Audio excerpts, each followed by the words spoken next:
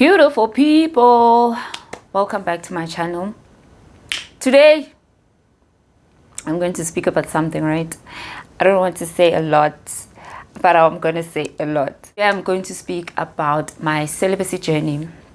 It's something that I've always wanted to speak about, but have always had reservations because I was like, what if I fall? What if I this? What if I that? And just let me collect enough experience, for me to say that, what? Welcome to my channel. Those that are coming back, welcome back. Thank you for riding with me, guys. And those who are new, I'm just going to, I'm going to give you an opportunity to watch first. Then thereafter, you can comment, you can share. And if you feel like this is your vibe, you would want to be part of this tribe, then you can subscribe.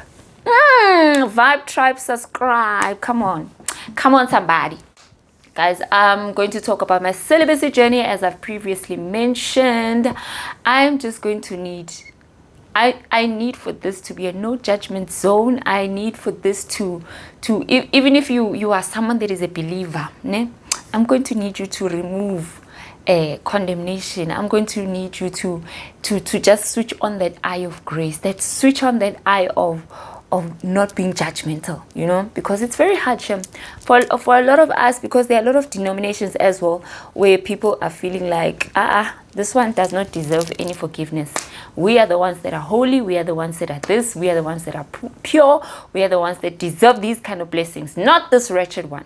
I'm gonna ask that you guys put on that, that Christ-like, yes, please put that on. So okay, let me take it back. Me, Nanje, I'm a PK, right? Pastor's kid. And for a pastor's kid, I've never been exposed, number one, to teachings and conversations around celibacy, right? Around purity, around all of that, where you would hear other people tell you that they've actually worn purity rings. They've been told about sex before marriage. That is something that I would just generally, I knew that, there's trouble there. But for me to have teachings, even in youth, or maybe there was, and maybe I was just too, ignorant, or I don't know, but it was never directed. I don't recall a time where I sat down at a youth conference or youth service where they were like, guys, this is the situation, marriage, covenant, all of the things that you would like to hear around sex, whether you listen to it or not, or whether you take advice or not. But that's something that I've never been exposed to. Going also to in the household, my mom and dad, my dad is a pastor, and my mom, may soul, beautiful soul, rest in peace, is obviously Umamfundisi. But there was never a time where she sat me down and told me, the birds and the bees. The only time I now recall, at this big age of mine, I recall her saying something around the lines of, Tato, you need to, wait for, you see this ring fits me. Like, I remember that conversation. I was so confused and I was so lost at that time. It's only ringing back to me now. I'm like, what's this woman telling me about sex, celibacy, and all of those things, and waiting? I don't know. But she mentioned something like, you see this ring that your father gave me, this ring fits me, and you must also wait for the right person, because there are rings that are too big, there are rings that are too small, that won't fit, and all of those things.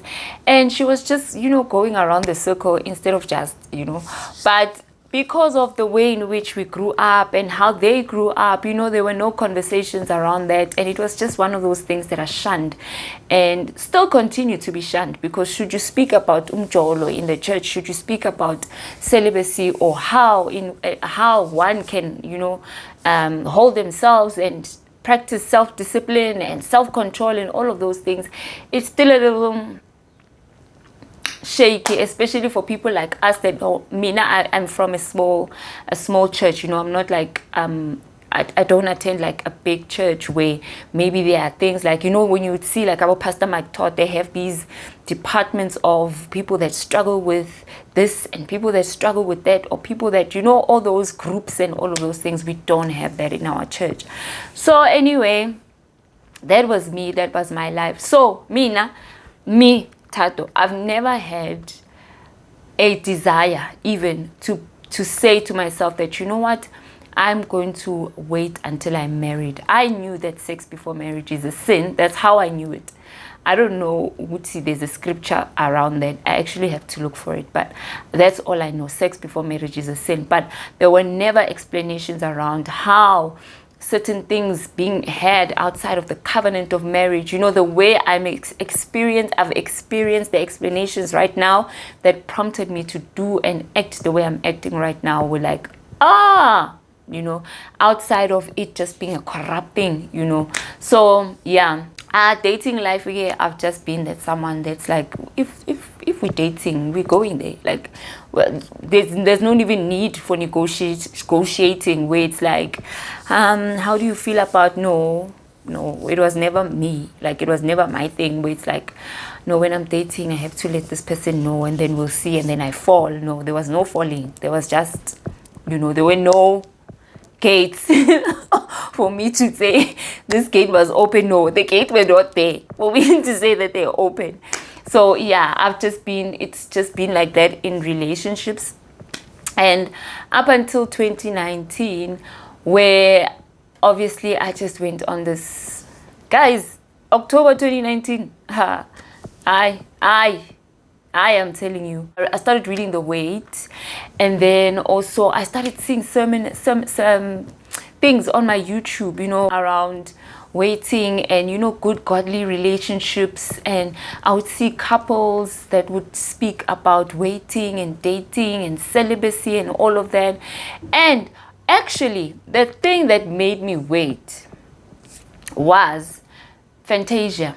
I don't know how that interview, I got hold of that interview, but Fantasia mentioned meeting her husband and having to wait before meeting her husband. She said that she was just tired of life. I think I was at that point as well where I'm like, I'm just tired of my will. I'm tired of my will because it always messes me up. Like, there's nothing that is going right for me because of my will. So let me try God's will. Let me just try God's will. So I was at that point. That was the point where I think I spoke about that depressive state that I had, where I was suicidal and all of that. That was around 2019 as well. So I guess it was just God calling me home. God was like, you know what, child, you try. But you know what, before you go and become a guru or a spiritual guru somewhere, let me just bring you, you know. So I think it was around those times. So, and funny enough, I just came across Fantasia. Fantasia I love, but when it came to that interview, I don't know why I got to that interview, but I got to it. Then she was just speaking about she went on this fast, and this fast was like 9 months, and her fast was basically, I'm not going to have sex, I'm not going to do this, I'm not going to drink, I'm not going to do this and that and that and that. I'm just going to focus solely on God. And when she mentioned that, I remember, I don't know if she mentioned it on her interview or I thought about it when I was like, you know what, I can try this, you know. And I thought of it as a baby. And I was like, you know what, I'm deciding on doing this. I'm going to go celibate, and this is going to be my little baby because 9 months is a baby, you know. And I thought of that. I don't recall that I was influenced by what she said in terms of 9 months, or she did mention that just like a baby, but that was my thinking around it, where I'm like, you know what, I'm going to try it. Even if I tried for 9 months, even if I fail for maybe on the 4th month, I will say that at least on the first trimester, the first 3 months, I did it. You know, so that was my mentality going into it. So that is where I found those interviews. The next thing, it was, you know almost when you start something in the algorithm and all of those things. And I truly believe it is the algorithm, but I also believe that it is the Holy Spirit that just guides you into that hole, you know, because of the state that I was in, because I was so tired, because I was just suicidal, and I read the book of Job and all of those things that I was going through, and my business was just, you know, because of the things that were not working, and not because of the people that were not there, but because of everything around me was just breaking down, and the things that I used for my business were breaking down. And I was just like, what's going on? So I was ekvasiso, and I was like, you know what, I'm just going in.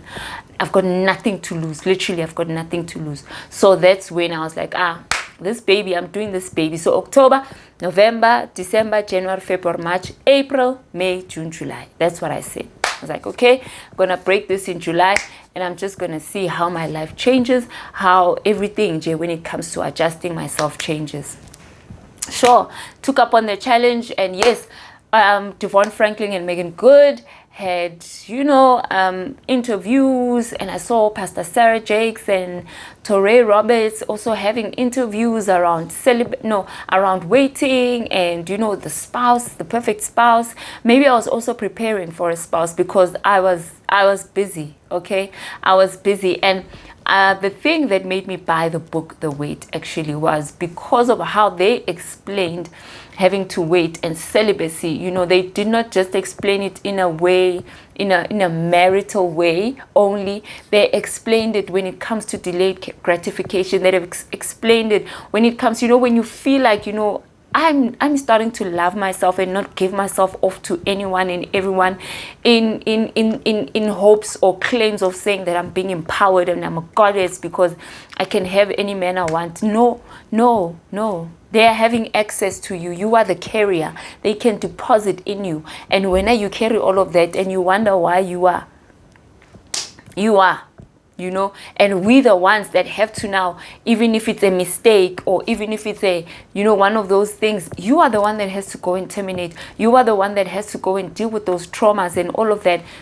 Depositor is gone. And when you are the one that's saying you are feeling empowered, when you are going through all of those surgeries and spending so much money, still saying you are empowered because you are thinking that by you allowing everyone access to you, you are empowered because you are the one that chose those people. How about you not letting people in just willy-nilly? How about that? And for me, that's where I was like, damn, I played myself, especially when you start to understand the type of person you are and you start to trust your dopeness, if I could put it like that, and you're like, that person doesn't even deserve me. That person didn't even deserve to touch me. That person, and I just went through that. I started in 2019 and in 2020 I started dating. And guys, okay, let me give advice, right? I think when it comes to celibacy, number one, I don't know if it's okay for you to mix your journey with alcohol. And I'm saying that I don't know, not because I'm promoting alcohol, but I'm saying that I don't know because people react differently when it comes to alcohol. But what we know, all of us know, that alcohol goes straight down there. There are times where you can't think straight because of alcohol consumption. So never mix it with that. Never mix it with the desperation of doing it because you want a spouse, or you feeling like God has promised you, Guti, should you go celibate, you're going to get a spouse. Yes, you can speak that, and you can pray about that, you can write that, you can speak your desires to God, and God will just do it in his own time, right? And another one would be, guys, if you are taking on this journey, understand that you're gonna have to leave self-pleasure alone.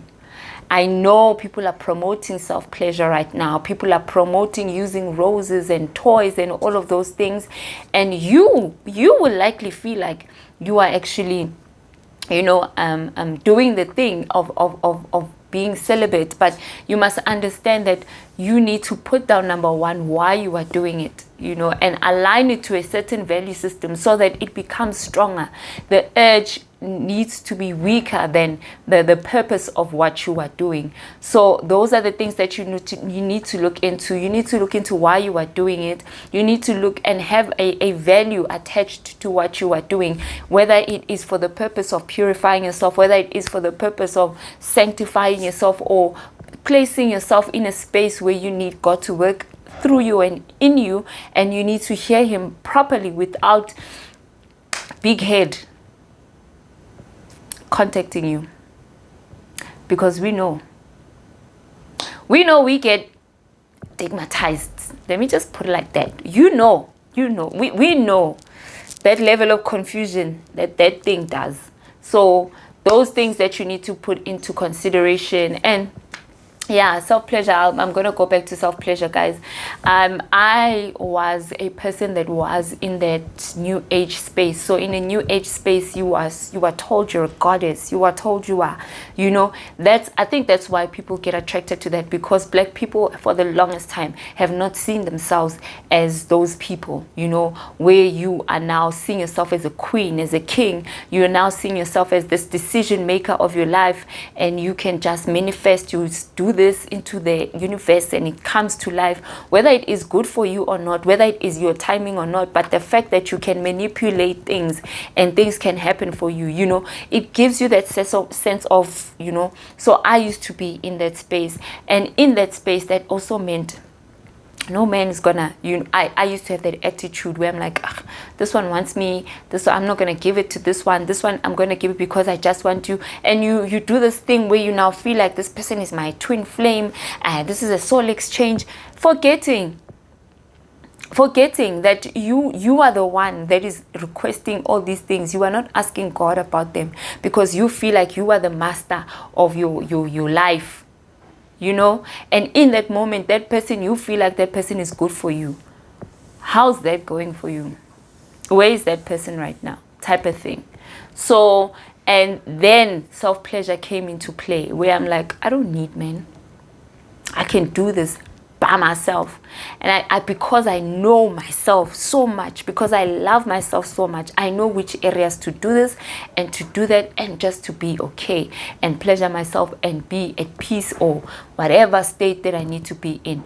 And that is addictive. You might not think it's addictive. You might think, you know what, I need to play around with this and that. Guys, be careful. Be careful of playing with yourself. Be careful of the things that you are inviting and the dreams that you are inviting, when saying to yourself, because you're a goddess, you are able to invite Chris Brown, and that familiar spirit, it comes as Chris Brown in your dreams. And when you wake up feeling like I gave Chris Brown because I desired it and I manifested it. Guys, and the conversation that actually I had with a friend of mine that said to me, because we were speaking about celibacy, they were asking me, how am I doing this and all of that. And sometimes, when you're in a space and you feel like, God, are you really asking me to do this? Because I'm in a space where everybody's, no one says this is a relationship where I'm willing to wait.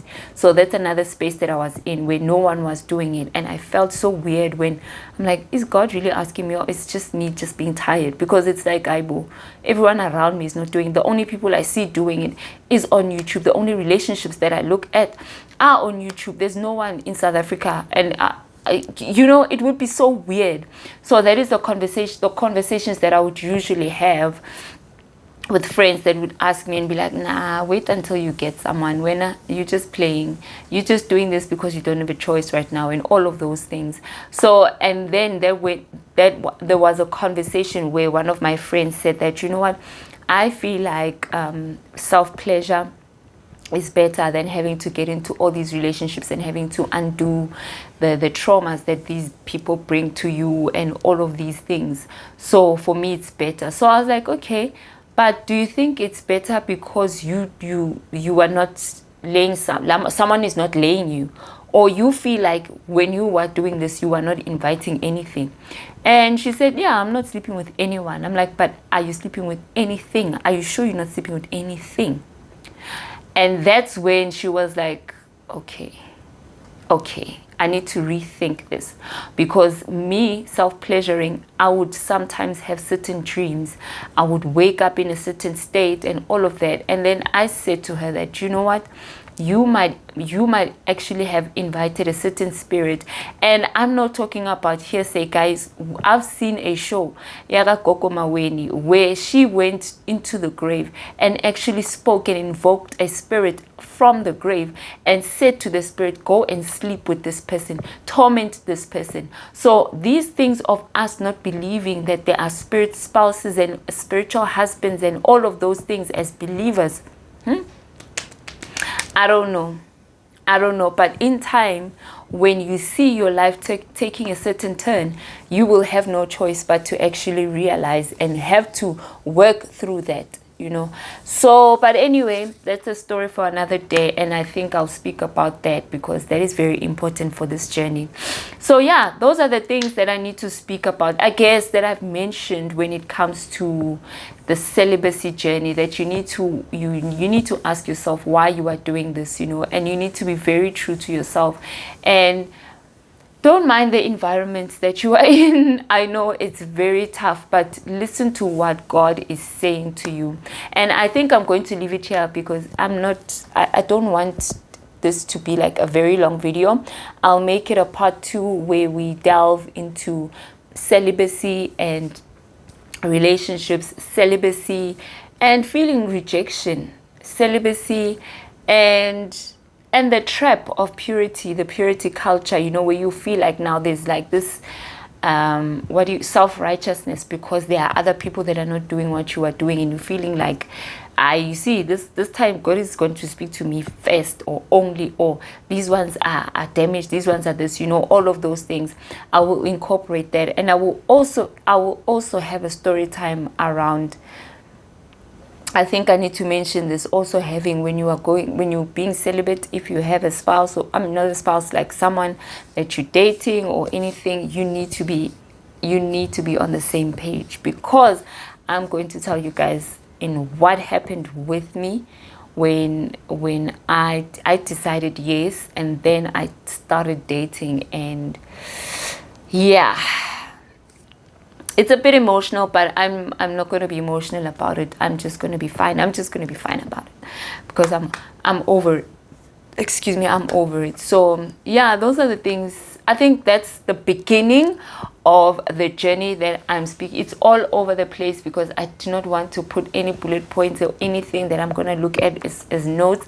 I just wanted it to come as I go so that I can just release it as authentic as possible. If you have any questions, can you please let me know? Please shout so that I can put them and answer them actually on the next video or anything like that. So yeah, that is my celibacy part 1. It's just an introduction, I guess, of when I went celibate and how I went celibate, and am I still celibate? Am I still dating? Am I? Did I fall? You know, things like that. But we're going to talk about that.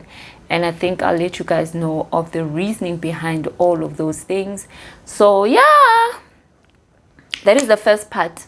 That is the first part. And I think we also need to unpack on how we can reach out to the churches we are in, that we need to speak about such things, but not in a rude manner, but also in a manner that is very realistic of what the kids are exposed to at the age that they are exposed to, you know, that they are at. So yeah, so those are the things we need to speak about. So this is part 1. This is introduction on how I grew up and the things and the journey thereof until the decision to go celibate and how I decided to go celibate. Thank you guys for watching.